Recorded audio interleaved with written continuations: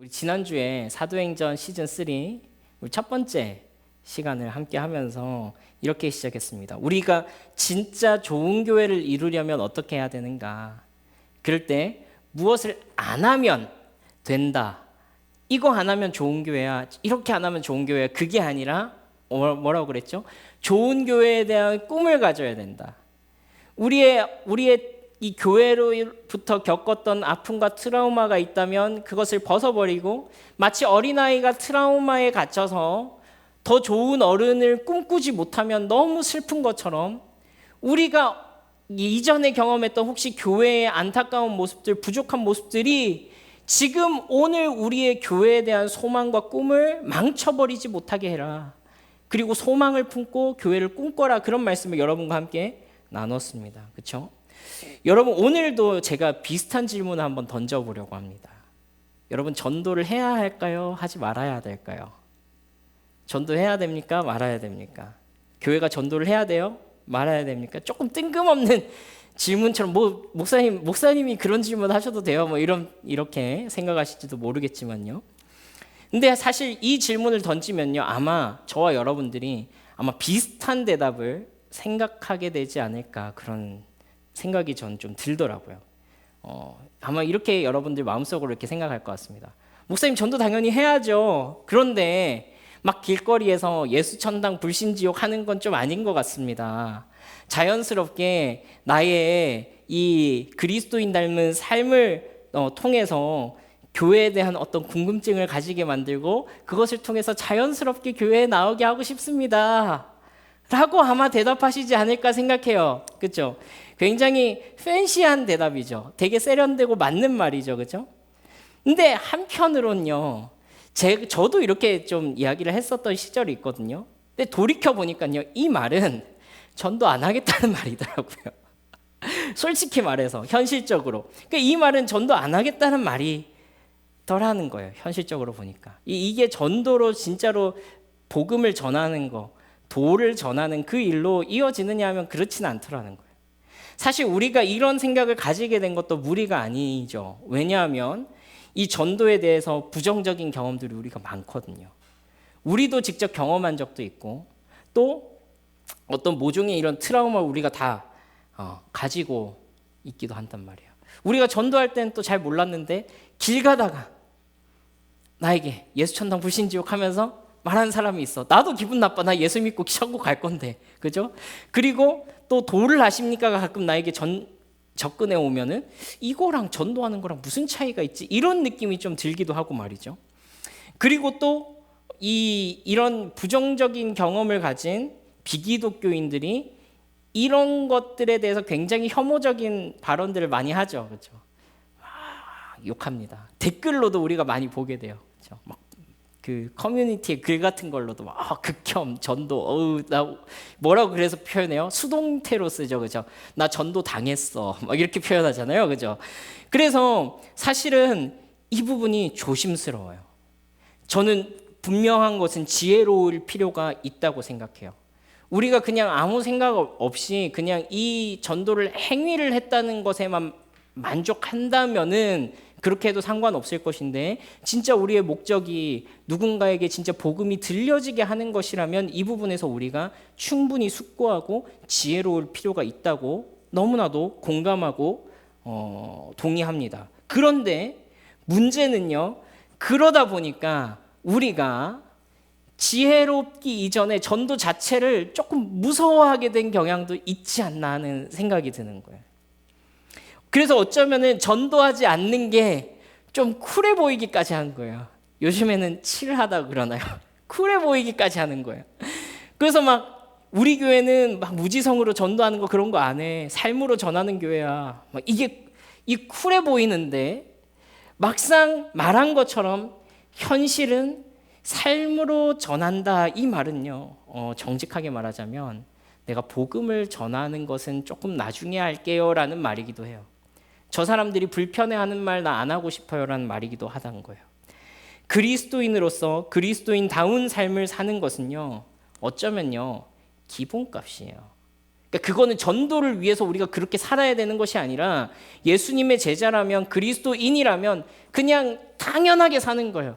그렇게 살도록 노력해야 돼요. 전도가 되건 안 되건 그건 두 번째 문제고 우리가 그리스도인다운 삶을 사는 건 너무나도 디폴트 값이라는 거예요. 근데 우리는 그것을 복음 전하는 행위로 퉁치고 있어요. 그렇죠? 자주 우리 마음에 죄책감을 덜어내기 위한 방법으로 내가 조금 더 그리스도인답게 살면 되지라고 생각하는 거예요. 근데 사실 현실은 어떠냐면은 우리 직장이나 현실에서 우리가 그리스도인이라는 것을 밝히는 것 자체도 꺼려해요. 왜냐? 그게 내 삶의 족쇄가 될 수가 너무나도 많거든요. 하면은 뭔가 혹을 하나 달고 내가 출근해야 되거든요. 그냥 가도 의리인데 거기다가 내가 예수 믿는 것까지 오픈하고 출근하면은 얼마나 병정 정도 되지 않을까요? 그렇죠? 그러니까 이제 우리가 이 사도행전의 시리즈를 쭉 진행을 하고 있는데요. 사실 사도행전 전체가 전도로 도배가 되어 있지만 여러분 한번 눈치채셨는지 모르겠지만 제가 한 번도 여러분들에게 전도하라고 설교하지 않았습니다. 그죠? 직접적으로 막 여러분 전도하셔야 됩니다. 복음 전하셔야 됩니다. 이렇게 설교하지 않았어요. 왜냐하면 이 복음 전함이 성령 충만과 교회됨의 결과로 드러나는 것이지 우리가 사도행전으로 들어왔다고 해서 그냥 여러분들 전도하셔야 돼요. 전도는 의무입니다. 이렇게 말한다고 해서 행위 자체로만 여러분들에게 강요하고 싶지 않아서 그래요. 그래서 이 사도행전의 레파토리 속에서 사도행전의 맥락 속에서 시즌 1과 2를 지나면서 계속해서 성령 충만과 새 시대의 영성에 대해서 그리고 교회를 이룬다는 게 얼마나 영광스러운 일인지에 대해서 여러분들에게 이야기를 했지. 여러분들에게 다가서 단순히 여러분 나가서 사도행전의 사도들처럼 전도하십시오 이렇게 설교하지 않았던 것입니다. 여러분 이제 때가 되었습니다. 나가서 전도하십시오 라고 사실 그렇게 설교할 건 아니에요. 그렇게 설교할 건 아닌데 그래도 우리는 전도해야 됩니다. 전도해야 돼요. 복음 전해야 돼요. 그냥 삶으로 보여주자 뭐 이런 하나만한 이야기 말고요. 진짜로 유의미한 복음 전함이 우리의 삶의 어느 지점에는 있어야 된다는 거예요. 그래서 우리 젊은 그리스도인들이 사실 그 부분을 이런 전도에 대한 트라우마 때문에 이거를 하나 놓치고 지나가요. 사실 제가 이 말씀을 전하면서도 조금 두려움이 있었어요. 이걸 듣는 우리 교회 성도들이 이것을 어떻게 받아들일까? 사실 나조차도 이 말씀으로부터 자유롭지 않고 나도 이런 트라우마를 가지고 있는 사람인데 어떻게 하면 이 말씀을 나눌 수 있을까? 아침에도 이렇게 지나면서 기도하면서 하나님 어떻게 할까요? 이제 그냥 전하는 그런 마음을 주셔서 여러분과 또 하나님의 말씀을 있는 대로 우리 같이 한번 좀 나눠보기를 원합니다. 그래서 우리가 이런 유의미한 복음 전함이 우리의 삶에 있어야 하는데 그러나 이제 그 방법에 대해서는 어떻게 우리가 복음 전할 것인가에 대해서는요. 이것은 우리 차차 고민해 보자고요. 우리가 지혜를 모아서 지혜롭게 해야 돼요. 진짜로 가능하면 덕이 될 수 있도록 그렇게 해야 될 것입니다. 그러나 그건 이제 두 번째 문제고요. 그 전에 우리에게 필요한 것이 있다는 거예요. 그건 뭐냐면 지난주랑 동일해요. 이 전도의 비전을 회복하는 거예요. 복음을 전하는 현장에서 일어나는 영광에 대한 그 소망을 우리가 회복하는 거예요. 그것을 다시 되찾는 거예요. 우리 속에 이 복음 전함에 대한 긍정적인 비전, 긍정적인 소망이 다시 회복되는 것입니다. 그리고 그 소망 속에서 그 비전 속에서 우리의 거룩한 상상력을 이제는 나중에는 이렇게 발동해 가지고 우리가 고민하고 생각하고 그렇게 하면 되는 거예요. 여러분 우리가 지난 시간에 안디옥 교회가 다양한 배경 속에서 함께 교회를 이루고 또 그리스도의 몸이 되어서 예수님께서 이 땅에 계셨으면 하셨을 법한 일을 교회가 하게 된다. 그렇죠? 머리가 예수님이고 몸은 교회란 말이야. 이 살아있는 예수님, 이 땅에 계신 예수님은 당연히 예수님께서 하셨던 그 일들을 해야 되겠죠. 그러니까 주를 위하여 어떻게 살아야 할지 금식하면서 집중해서 기도할 때 그리고 하나님께서 무엇을 요구하시든지 순종하고자 할 때 바울과 바나바를 구별하여서 복음 전하는 자들로 교회가 파송했다라는 이야기를 그래서 한 거지 않습니까? 그죠? 그래서 오늘 우리가 이 맥락 속에서 이야기를 이어갈 거예요. 우리가 이 흐름 속에서 이 복음 전함의 몇 가지 본질적인 특징을 발견하게 되는데요. 우리가 오늘 이 말씀을 통해서 첫 번째로 발견하게 되는 것은 이것입니다. 무엇이냐면 예수님께서 복음 전하셨기 때문에 교회도 복음 전한다라는 거예요. 예수님께서 복음 전하셨기 때문에 교회도 복음 전한다. 여러분, 이 흐름을 보십시오. 바울과 바나바는요, 지금 개인의 자격으로 복음 전하는 사람으로 돌아다니고 있는 게 아니에요. 내가 전도하고 싶어가지고 내가 대단한 전도의 일꾼이라서 내가 전도의 열매가 많아가지고 그냥 나가가지고 전도하고 다니는 게 아니란 말이에요.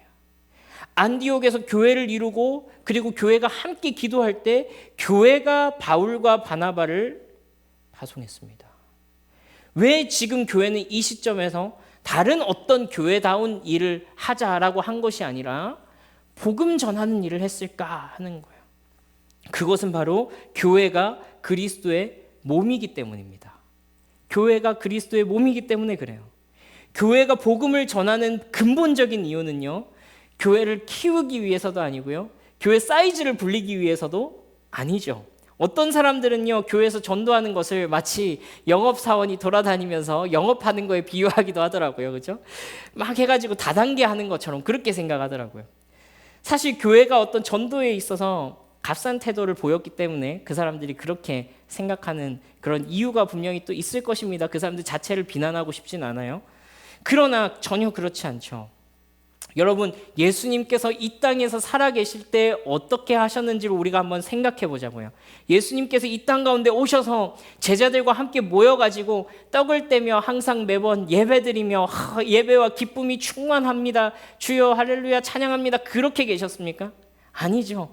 예수님은 항상 복음 전하러 다니셨어요. 항상 아픈 자들에게로 나아가셨어요. 항상 고치는 일 가운데 나아가셨어요. 그게 예수님께서 하신 일이었다라는 거예요. 예수님은 이 땅에 복음을 전하러 오셨습니다. 여러분, 교회는 이 단 한 가지 이유만으로도 복음 전해야 됩니다. 왜냐하면 다시 한 번 더 강조하는데 교회는 그리스도의 몸이기 때문에 그렇습니다. 머리가 예수님이고 몸의 각 부분이 저와 여러분인 이 공동체는 이 땅에 살아계신 예수님이기도 하다. 그렇게 말씀드렸죠. 그래서 교회가 무엇을 해야 할까를 생각할 때 그래서 너무나도 당연하게도 우리는 무엇을 살펴봐야 되냐면 머리 대신 예수님께서 이 땅에 살아계실 때, 이 땅에 계실 때 어떤 일을 하셨나 하는 것을 우리가 살펴봐야 돼요. 그래서 예수님께서 이 땅에 살아계실 때 하시던 일을 승천하시면서 교회에게 맡겨주신 이유는 그저 너희가 나의 계승자이기 때문에 이와 같이 살아라 하신 게 아니고 머리가 그분이시고 몸인 교회를 통해서 그리스도께서 여전히 이 땅 가운데 존재하고 계시기 때문에 그와 같이 우리에게 말씀하고 가신 걸 한 거예요. 그래서 이것은요, 선택지가 있는 질문이 아닙니다. 옵션이 아니라는 거예요. 애매한 표현으로 피해갈 수 있는 말이 아니라는 거예요. 여러분, 복음 전하지 않는 예수님 상상되십니까? 하나님 나라 복음에 대해서 무관심한 예수님 상상되세요? 만약에 이것이 상상되지 않는다면 교회도 마찬가지인 거예요.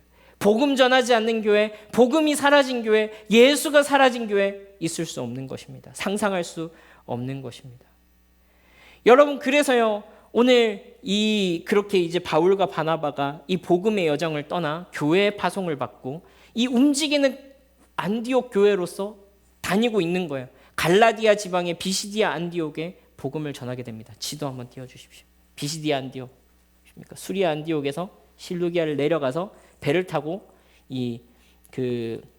구브로 섬, 지금 키프로스 섬입니다. 키프로스 섬 갔다가 이렇게 와가지고 지금 여기에 있는 거예요. 여기 있어요. 비시디아 안디옥. 여기 갈라디아 지방입니다. 그렇죠? 나중에 여기서 이제 갈라디아 교회를 이루게 될 거예요. 여기 넘겨주셔도 됩니다. 잠깐 이제 살펴봤습니다. 그렇죠? 여러분, 특별히 이제 그래서 오늘 말씀에서 발견하게 되는 복음 전함의 두 번째 특징이 있습니다. 그것은 무엇이냐면 이 복음 전하는 현장은요, 사망과 생명이 드러나는 현장이라는 거예요. 이 복음 전함의 현장은 사망과 생명이 드러나는 현장이다. 우리 조금 길지만 오늘 말씀 다시 한번 읽어보면 좋겠는데요. 저와 여러분들이 한 절씩 교독하겠습니다. 제가 38절 읽습니다. 그러므로 형제들아, 너희가 알 것은 이 사람을 힘입어 죄 사함을 너희에게 전하는 이것이며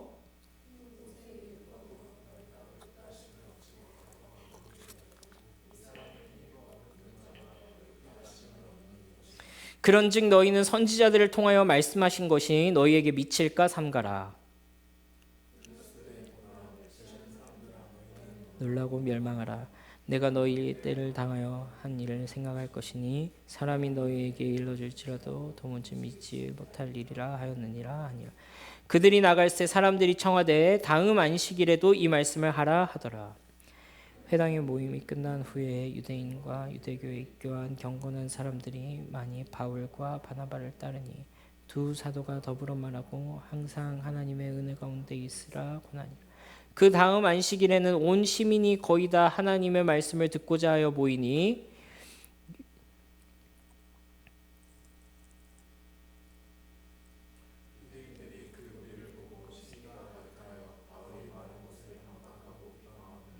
바울과 바나바가 함께 읽습니다. 시작. 바울과 바나바가 담대히 말하여 이르되 하나님의 말씀을 마땅히 먼저 너희에게 전할 것이로되 너희가 그것을 버리고 영생을 얻기에 합당하지 않은 자로 자처하기로 우리가 이방인에게로 향하노라. 그렇죠. 아멘. 우리 바울이 이제 복음을 전할 때 그 지역의 유대인 회당에서 주로 복음을 전했습니다. 이날도 이제 안식일에 회당에서 어떤 모임이 있는 날인데 바울이 거기에서 설교를 할 기회를 얻게 된 거예요. 그래서 구약 성경으로부터 시작해가지고 예수님에 이르기까지 이 복음에 대해서 굉장한 설교를 합니다. 이 앞쪽에 제가 앞쪽에 끊었지만 이 앞쪽부터 쭉 설교해요. 오늘 읽지 않았지만 설교해요. 근데 어떤 이들은 이 복음을 전했을 때 그것을 너무나도 기쁘게 여기고 다음 주에도 이 말씀을 전해달라. 그 바울과 바나바가 가가지고 은혜 안에 머물러 있으라 권면하고 설교하고 그들을 양육하는 이 과정을 거치게 됩니다. 근데 또 한편 어떤 이들은 이를 완강하게 거부하고 거절했다라는 거예요. 여러분, 저는 이 말씀을 보면서 때로는 우리가 거절당하는 것에 대한 지나친 어떤 두려움이 있지 않나 그런 생각을 하게 됩니다. 근데 오늘 말씀을 보니까 이런 거절은 너무나도 당연한 반응이다라는 이야기를 하고 있는 거예요. 우리가 사도행전에 몇몇 임팩트 있는 복음 전파의 기적적인 장면들이 등장하지만요, 사도 바울이 이 복음 전하는 사역을 얼마나 오래 했습니까? 근데 그 중에서 그렇게 두드러지는 사건들은 몇 군데 나오지 않는다는 것을 우리는 다시 한 번 더 기억하기도 해야 됩니다. 하나님께서는 그 시점, 그 장면에서 복음 전함을 통해서 큰 기적이 일어난 일을 통해서 우리에게 구속사적으로 성경적으로 어떤 특이점들이 발생하고 있음을 가르쳐 주시지만 이들의 일상적인 복음 전함의 현장에 있어서는 사망과 생명이 극명하게 나뉘는 그런 장면을 보게 된다라는 거예요. 이 복음이 전해질 때 어떤 사람에게는 생명의 반응으로 또 어떤 사람에게는 사망의 반응으로 드러난다라는 거예요. 여러분, 이것은요, 두렵고 무서운 일이면서도 동시에 교회가 가지고 있는 놀라운 영광이기도 합니다. 여러분, 우리가 각 사람으로 보자면 우리가 뭔데 어떤 이 사람에 대한 어떤 사람에 대한 영혼에 대해서 뭐 구원에 대해서 논평을 하겠습니까? 많은 우리가 교회로서 그리스도의 몸으로 복음 전함의 자리로 나아갈 때 예수님의 입에서 말씀이 나가는 것처럼 우리의 입을 통해서 사망과 생명이 드러나는 그 현장이 되는 것입니다. 사도 바울은요, 이것에 대해서 이렇게 말합니다. 우리 고린도 후서 말씀인데요, 새번역 성경으로 한번 읽어보면 좋겠습니다. 제가 먼저 읽고 여러분 다시 읽고 마지막 절 함께 읽습니다. 그러나 그리스도의 개선 행렬에 언제나 우리를 참가시키시고 그리스도를 아는 지식의 향기를 어디에서나 우리를 통하여 풍기게 하시는 하나님께 감사를 드립니다. 멸망당하는 사람들 가운데서나 하나님께 바치는 그리스도의 향기입니다. 그러나 멸망당하는 사람들에게는 죽음에 이르게 하는 죽음의 냄새가 되고 구원을 얻는 사람들에게는 생명에 이르게 하는 생명의 향기가 됩니다. 이런 일을 누가 감당할 수 있겠습니까? 우리는 저 많은 사람들처럼 하나님의 말씀을 팔아서 먹고 살아가는 장사꾼이 아닙니다. 우리는 하나님께서 보내신 일꾼답게 진실한 마음으로 일하는 사람들입니다. 우리는 하나님 보시는 앞에서 그리스도 안에서 말하는 것입니다. 여러분, 이 말씀이 어떤 의미입니까? 너희는 구원받은 자들에게나 그렇지 않은 자들에게나 그리스도의 향기라, 이렇게 돼 있죠. 개역개정 성경 말씀에. 여러분들은 향기입니다. 여러분들은 향기 나는 사람들입니다. 어디서 가든 예수의 향기를 풍기면서 사세요. 이런 말씀입니까? 이거 굉장히 무서운 말씀이에요. 당신들은 냄새입니다. 여러분들이 어디를 가든지 간에 여러분들의 입술을 통해서 예수를 아는 지식의 향기가 풍기게 될 것입니다. 이렇게 말하는 거예요. 예수를 아는 지식의 향기. 여러분, 은유적으로 표현했지만 복음을 전하는 자리에 두 가지 반응이 있다는 거예요. 구원을 얻은 사람들에게 대하여서는 이것이 생명의 향기로 받아들여지게 될 거라는 거예요. 드물겠지만, 우리가 자주 만날 수는 없겠지만, 분명히 우리가 복음 전하는 가운데 하나님께서 예비하게 하신 사람, 하나님께서 구원하실 사람을 만나게 하시고 그에게는 이 말씀이 너무나도 자연스러운 향기처럼 받아들여지게 될 것이란 말이에요. 그러나 멸망당할 자들에게는 이것이 죽음의 냄새가 됩니다. 그래서 바울이 16절에 이렇게 덧붙이지요. 누가 이것을 감당하리요? 개역개정엔 누가 이것을 감당하리요? 이렇게 되어 있습니다. 여러분, 이것은 두려운 일입니다. 우리의 개인으로서는 이런 권세를 얻을 수 없습니다. 그러나 우리가 무슨 권세로 이와 같은 권위를 가지고 복음을 전할 수 있게 되냐, 이 말이에요. 왜냐하면 우리가 그리스도의 지체로 교회로 나아갈 때 우리가 담대하게 이와 같이 말할 수 있는 것입니다. 우리가 나아가는 곳에는 사망과 생명이 드러납니다. 이것은요, 예수님께서 베드로에게 내가 너에게 천국의 열쇠를 주겠다라고 말씀하신 그 의미이기도 합니다. 천국의 열쇠를 교회에게 주시겠다. 교회가 열면 열릴 것이고 닫으면 닫힐 것이다 말씀하신 그 말씀의 의미이기도 하실 것입니다. 예수님께서 이 놀라운 사망과 생명, 이 구원을 가르는 그 직분 가운데 저와 여러분들을 포함시키셨다고요. 초청하셨다, 이 말입니다. 여러분, 마지막으로 우리가 이 말씀 속에서 발견하게 되는 중요한 사실은요, 작정된 자는 다 믿었더라 하는 것입니다. 작정된 자는 다 믿었더라. 우리 오늘 읽은 말씀 48절만 한 목소리로 함께 읽어보겠습니다. 시작. 이방인들이 듣고 기뻐하여 하나님의 말씀을 찬송하며 영생을 주시기로 작정된 자는 다 믿더라. 여러분, 이 말씀을 보고 이렇게 질문하실지도 모르겠습니다. 목사님, 왜 하나님이 누구에게만 영생을 주시기로 작정하셨습니까? 그냥 다 구원해 주시면 안 됩니까? 하나님 왜 불공평하십니까? 라고 여러분들 질문하실 수도 있을 거예요. 여러분, 사실 공평한 것은 무엇이냐면요, 사실은 다 구원하는 게 아니고요, 다 멸망당하는 거예요. 다 멸망당하는 거예요. 여러분, 오늘 13장에서 바울이 전한 복음이 이런 복음입니다. 오늘 우리가 읽지는 않았지만 바울이 구약 성경부터 쭉 읊어가면서 설교한 내용이 그런 내용이에요. 하나님께서 끊임없이 너에게 노크했는데 너희는 계속 거절하지 않았냐.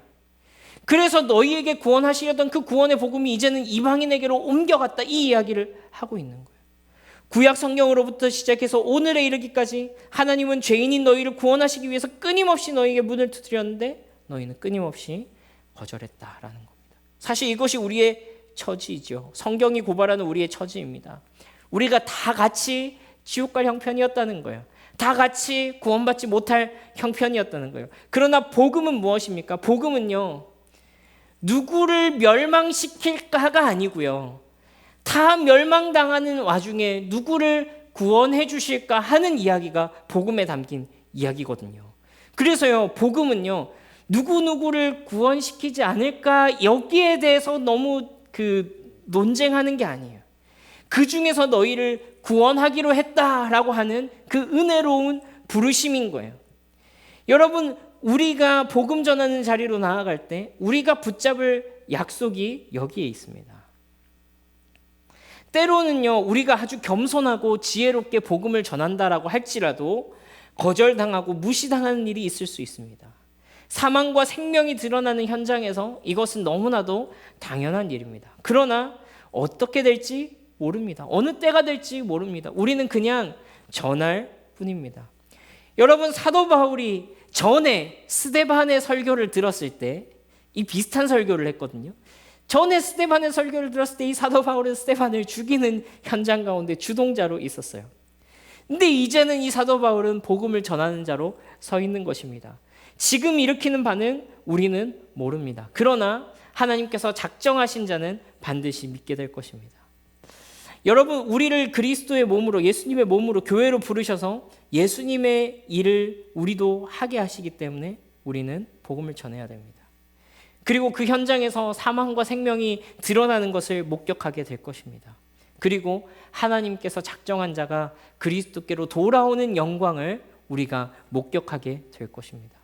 여러분, 그렇습니다. 우린 이미 이 생명에 참여해서 구원을 누리는 사람들입니다. 근데 여러분, 우리가 이 복음의 현장, 이 사망과 생명이 드러나는 자리다라고 이야기했을 때에 이 사망과 생명의 반응 앞에서 우리가 겸손해야 할 것은 무엇이냐면 바로 우리의 처지가 원래 사망에 이르는 것이었다라는 사실입니다.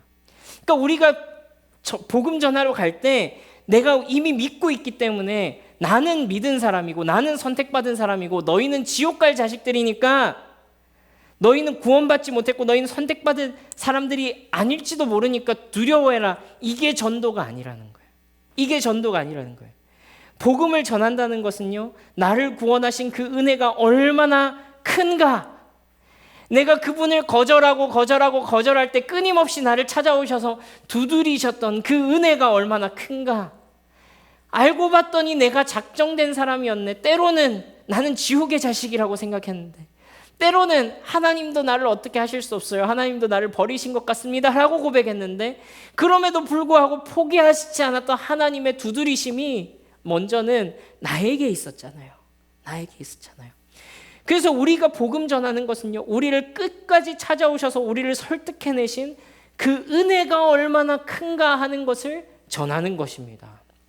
우리는요, 이 사망과 생명의 현장에서 수도 없이 사망을 선택했던 사람입니다. 우리는 이 죽음과 생명의 갈림길에서 끊임없이 죽음으로 가고 있다고 생각했던 사람이었어요.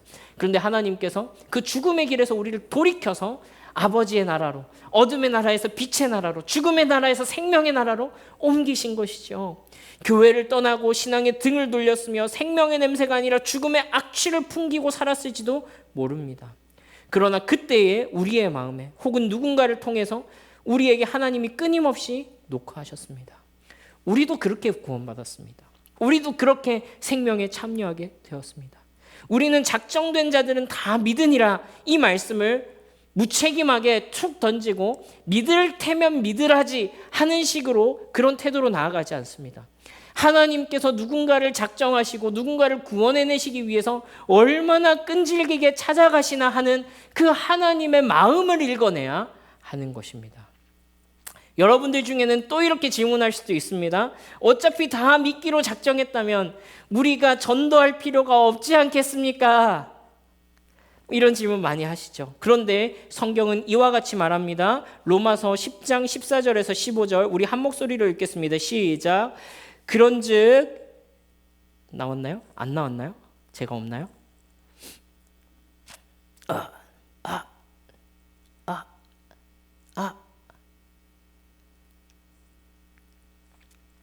네, 죄송합니다. 제가 중간에 안 날렸나 보네요. 함께 읽어보겠습니다. 시작.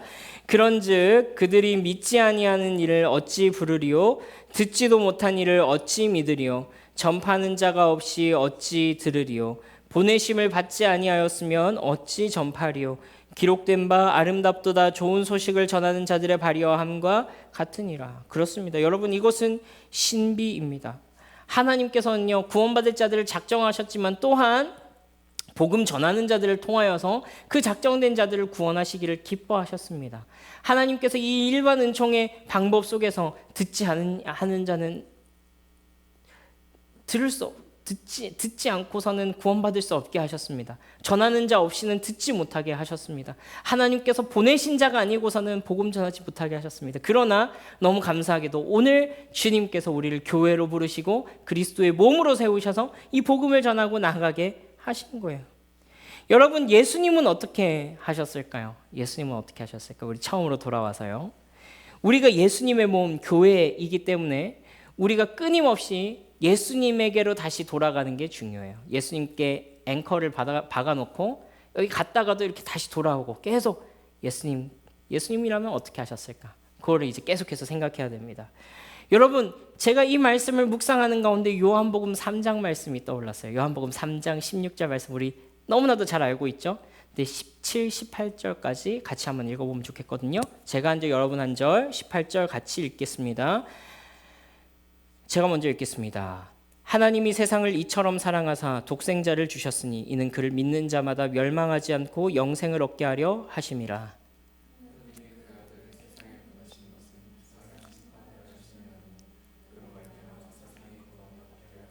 함께 읽습니다.